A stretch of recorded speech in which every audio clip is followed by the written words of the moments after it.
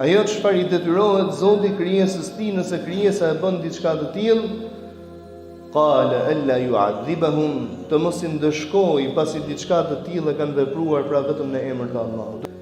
Pejgamberi sallallahu alaihi wasallam i drejtohet të nderuarit Muadh ibn Jabal radhiyallahu anhu dhe i thotë: O Muadh, a e din se cili është haku i Allahut, pra e drejta e Zotit karshi krijesave?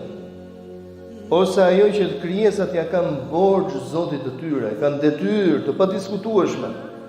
I thash Allahu dhe i dërguari i tij e din më së miri i dërguari i Zotit, tha ta adhurojnë dhe të mos i shoqërojnë shokat e tij. Tha o Muadh, a e din se cilat janë të drejtat e njerëzve ose të robit, të njeriu, kur e vepron diçka të tillë, tashmë borxhi që Zoti ja ka krijesës tij.